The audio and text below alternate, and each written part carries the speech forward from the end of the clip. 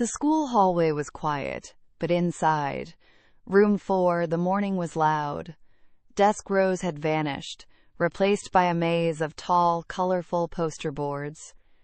Everywhere, children huddled together, whispering their lines and straightening their collars. Toby stood near the door, his boots feeling heavy. He squeezed his hands into his pockets, wishing he could blend into the chalkboard. In his right pocket, Toby's fingers curled around his project badge. He pulled it out, looking at the lopsided green paper gear he had cut out at home. It was crumpled and only half-colored. His group members, Leo and Mia, already wore their badges. Theirs were sleek, shiny silver stars that caught the bright classroom light. Toby quickly tucked his green gear back into his palm, feeling his face grow warm. Mia was busy writing the title, her purple marker squeaking on the poster. Toby wanted to say something smart so they wouldn't notice his empty shirt. He leaned against the table and tried to laugh loudly. "We don't need to worry about the speech anyway," Toby said, his voice ringing out too high. "Leo is so scared of speaking in public that he might just faint." The busy chatter at their table stopped instantly. Mia froze with her marker in midair, and Leo stared down at his shoes.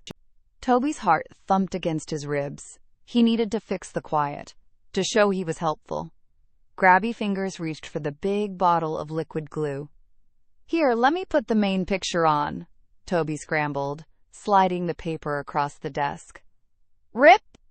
His sleeve caught the edge of the poster, smudging the wet black ink of their title.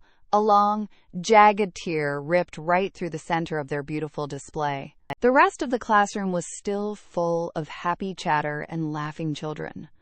But at Toby's table, everything felt far away and silent.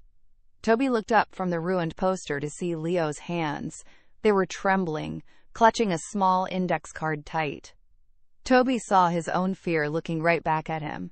Leo wasn't mad. He was just trying to hide his shaking fingers, just like Toby had been hiding his green badge. Toby let go of his breath. He reached into his pocket and pulled out the crumpled green gear, placing it on the table for them to see. "I'm really sorry, Leo," Toby whispered, his hazel eyes looking straight at his friend. "I said that because I was scared. My badge was messy, and I thought you wouldn't want me in the group." He looked down at the torn, smudged poster. "And now I ruined our work because I was trying too hard to look cool." Leo looked at the crumpled green gear, then up at Toby's face. A small, soft smile touched the corners of his mouth.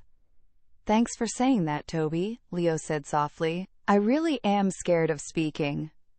Toby looked at the tear in the poster, which was shaped exactly like a jagged line. He held up his green gear. "Maybe we can use this," Toby suggested. "It fits right over the rip." When their turn came, the three of them stood proudly before the class. Right in the middle of the poster, covering the tear, was Toby's lopsided green gear. It looked bright and different next to the silver stars, but it held the whole display together. Leo spoke his lines clearly, his hand resting near the green paper.